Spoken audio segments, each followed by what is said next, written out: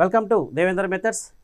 School assistant physical science మెథడాలజీలో భాగంగా first యూనిట్కి సంబంధించినటువంటి బిట్స్ మీద అప్పుడప్పుడు డిఎస్సిలో కొన్ని బిట్స్ అడగడం జరుగుతుంది. మరి ఎలా అడుగుతున్నాడో అనేటటువంటి కోణంలో ఆలోచించి కొన్ని బిట్స్ ఇవ్వడం జరిగింది. ఆ బిట్స్ ఏందో ఒకసారి మనం చూద్దాం.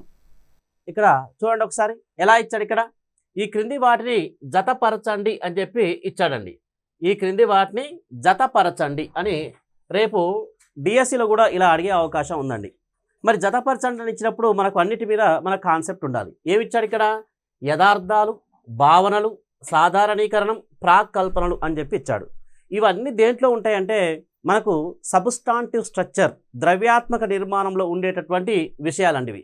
యథార్థాలు, భావనలు, సాధారణీకరణాలు, ప్రాక్కల్పనలు. మరి ఏంటి చూద్దాం. జతపరచండి అని ఇచ్చాడు. ఇక్కడ చూడండి ఒకసారి. ఉష్ణం ఒక శక్తి స్వరూపం అని ఇచ్చాడు. ఇక్కడ యథార్థాలు, ఉష్ణం ఒక శక్తి స్వరూపం. భావనలు ఇచ్చాడు. వేడి చేస్తే పదార్థాలు వ్యాకోచిస్తాయి అని చెప్పి ఇచ్చాడు. సాధారణీకరణం, దీనికి ఎదురుగా సంబంధిత దృగ్విషయాలను వివరిస్తుందని ఇచ్చాడు. ప్రాక్కల్పనలు, వేడి చేసినప్పుడు ఇనుము వ్యాకోచిస్తుంది అని చెప్పి ఇవ్వడం జరిగింది. ఇక్కడ మనం ఎగ్జామ్ పాయింట్ ఆఫ్ వెళ్ళిన తర్వాత అక్కడ కూర్చున్నప్పుడు ఇలా చూసేటప్పుడు మీరు మొత్తం ఇలా ఏబిసిడీలు అని చెప్పి వరుసగా చదివి ఇవి ఏబి 1 2 3 4 అని చెప్పి ఇలా చదవడం టైం వేస్ట్ అండి. ఫస్ట్ మీరు ఏం చేస్తారంటే యథార్థాలు ఉంది కదండి, ఫ్యాక్ట్ మనం చదివే ఉంటాం. మనం ఫస్ట్ యూనిట్లో ద్రవ్యాత్మక నిర్మాణంలో కంపల్సరీగా ఫస్ట్ యథార్థాలే మనం డిస్కస్ చేస్తాం. యథార్థం అంటే ఏంటి, ట్రూత్ అంటే ఏంటి, ఫ్యాక్ట్ అంటే ఏంటి, వాటి మధ్య తేడా ఏంటో కూడా డిస్కస్ చేసాం. ఈ యథార్థాలు అంటే ఫ్యాక్ట్ అనేది ఏంటి? ఇక్కడ ఉష్ణం ఒక శక్తి స్వరూపమా, దేనికి సంబంధించింది, వేడి చేస్తే పదార్థాలు వ్యాకోచిస్తాయి, ఇదేమిటి, సంబంధిత దృగ్విషయాలను వివరిస్తుంది, వేడి చేసినప్పుడు ఇనుము వ్యాకోచిస్తుంది. ఈ 4 చదివినప్పుడు మనకు ఐడియా వస్తుంది. యథార్థాలు అనే దాని మీద మనకి ఇంతకుముందు చదివి ఉంటాం కాబట్టి ఐడియా వస్తుందండి. ఈ యథార్థాలకు సంబంధించిన ఏమిటి అంటే నేను ఇక్కడ చూడండి, వేడి చేసినప్పుడు ఇనుము వ్యాకోచిస్తుంది అనేది ఈ యొక్క ఏకు ఈ 4 అండి. ఏకేంటి 4. వేడి చేసినప్పుడు ఇనుము వ్యాకోచిస్తుంది అనేది యథార్థానికి సంబంధించి A4. మరి A4 ఎక్కడుందో చూసుకోవాలి మీరు ఫస్ట్. ఇది కరెక్ట్గా తెలిసి ఉంటే ఓకే, మరి తెలియకపోతే బి ఆప్షన్కు రావాలి. ఇలా కరెక్ట్ మీకు దాదాపు యథార్థాలు అనేది చదివే ఉంటారు, ఫస్టే ఉంది కాబట్టి ద్రవ్యాత్మక నిర్మాణంలో ఈజీగా గుర్తుపట్టవచ్చు. ఏ అనేది 4. మరి A4 ఎక్కడుంది చూసుకోవాలి. ఇక్కడ A1 ఉంది, ఇక్కడ A4 ఉంది, ఇక్కడ A4 ఉంది, ఇక్కడ A1 ఉందండి. మరి కరెక్ట్ తెలుసుంటే మనకు యథార్థాలు అనేది 4 కదా, కాబట్టి A1 ఉంది అంటే ఇది కాదు ఆన్సర్. తర్వాత ఇక్కడ కూడా A1 ఉందండి, ఇది కూడా కాదు ఆన్సర్. ఏది మనకు యథార్థాలు అనేటటువంటి దానికి ఈ 4 అనేది కరెక్ట్గా అదే అని తెలిసి ఉన్నప్పుడు ఇలా చేయాలి. అంటే ఏ కాదు, డి కాదు, అంటే మనకు ఇక్కడ సి అయినా కావచ్చు, బి అయినా కావచ్చు. అంటే మనం ఒక 50% ఆన్సర్స్కు మనం దగ్గరగా ఉన్నట్టు లెక్క. ఓకేనా? మరి అలాంటప్పుడు ఏం చేయాలి? A4 ఉంది, ఇక్కడ A4 ఉంది, ఇక్కడ A4 ఉంది, రైట్. ఇక్కడ B1 ఉంది, ఇక్కడ కూడా ఏముంది, B1 ఉంది. ఇది కూడా చూడాల్సిన అవసరం లేదు. మరి B1 అంటే ఏంటి? భావనలు. భావనలు అంటే ఏంటి? ఉష్ణం ఒక శక్తి స్వరూపం. అవునా కదా? ఉష్ణం అనేది ఒక శక్తి స్వరూపం, అదొక కాన్సెప్ట్, భావన మాత్రమే, అమూర్తమైనటువంటి భావన. Okay, right. మరి B1 ఉంది. తర్వాత ఏం చేయాలి? సికి రావాలి.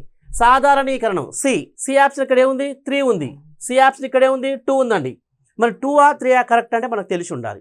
మరి సాధారణీకరణం C2 ఉంది, ఇక్కడ C3 ఉంది. ఇక్కడ ఏంటి? వేడి చేస్తే పదార్థాలు వ్యాకోచిస్తాయి.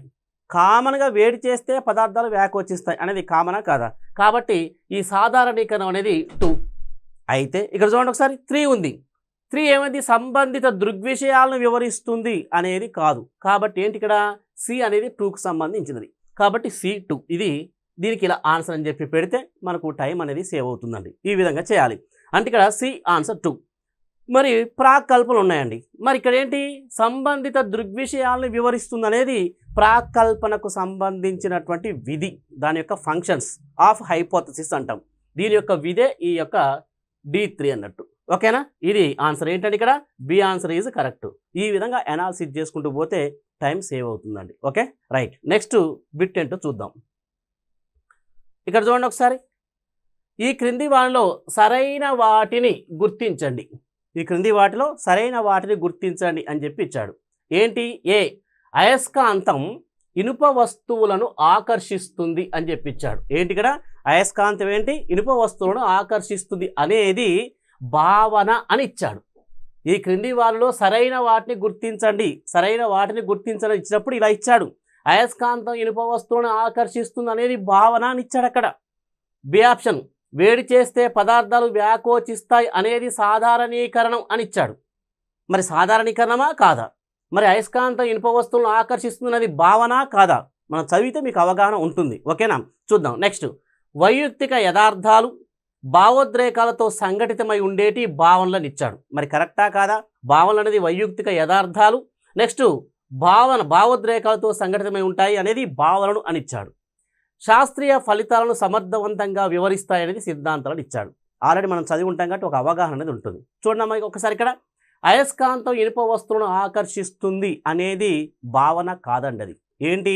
అయస్కాంతం ఇనుప వస్తువుని, అయస్కాంతం ఏదైనా కామన్ ఇనుప వస్తువులను ఆకర్షిస్తుంది కాబట్టి ఇదేంటి? సాధారణీకరణం. ఏంటంటే ఇక్కడ సాధారణీకరణం అని గుర్తుపెట్టుకోండి. అంటే ఏ అనేది ఏమి ఇచ్చాడు ఇక్కడ? భావనలు ఇచ్చాడు కాబట్టి ఇది తప్పు. ఏ అంటే ఏంటి? ఏ అనేది సరికానిది, తప్పు.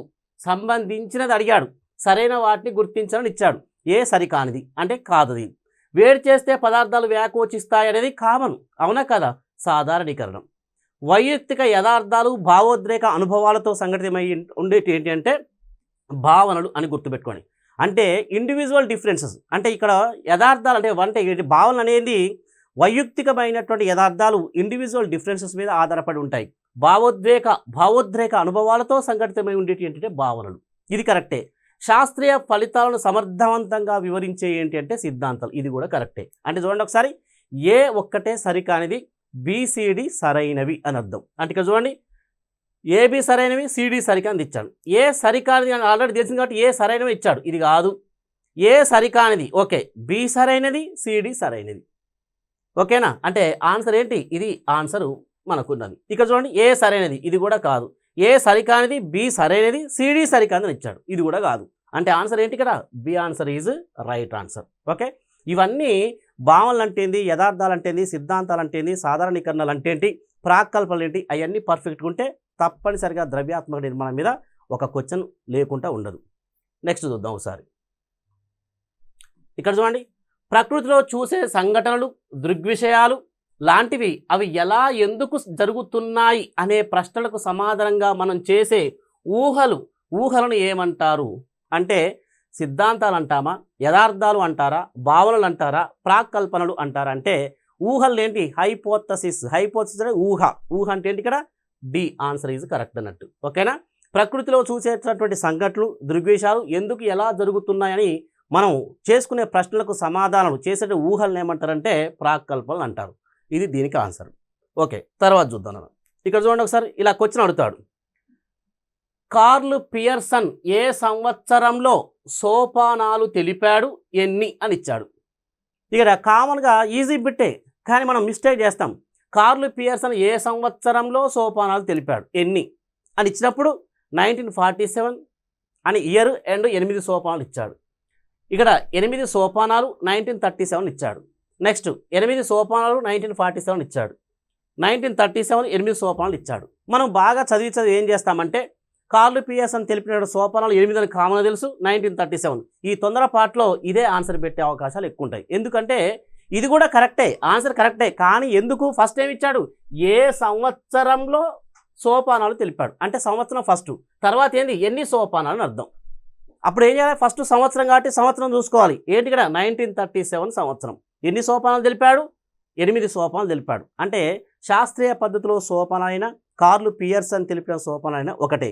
ఈ కార్ల్ పియర్సన్ అనేటువంటి వ్యక్తి 1937 ఇయర్లో 8 సోపానాలు తెలిపాడు. ఈ విధంగానే కొంతమంది చదివి అలవాట్లో పొరపాటు ఏం చేస్తారంటే, ఈజీ బిట్టే కాబట్టి ఏ సంవత్సరంలో సోపానాలు తెలిపాడు ఎన్ని అంటే ఇక్కడ 8 సోపానాలు కరెక్టే ఉంటుంది, 1937 ఇది పెట్టి వస్తారు. ఒక్కొక్కసారి అలా పెట్టకూడదండి. ఫస్ట్ ఏమి ఇచ్చాడు? సంవత్సరం ఇచ్చాడు. తర్వాత ఏమి ఇచ్చాడు? ఎన్ని సోపానాలు ఇచ్చాడు అంటే 1937, 8. ఈ విధంగా క్వశ్చన్స్ అడుగుతూ ఉంటాడు కాబట్టి చాలా జాగ్రత్తగా ఉండాలి. మరి ఏబిసిడిలు జతపరచండి. ఏ సరైనది, బి సరికానిది, ఏ సరికానిది, బిసిడి సరైనవి, ఇలాంటి క్వశ్చన్స్ అడుగుతాడు. ఇంకా కూడా మనం మరికొన్ని క్వశ్చన్స్ కూడా నెక్స్ట్ మళ్ళీ ఎప్పుడైనా చూద్దాం.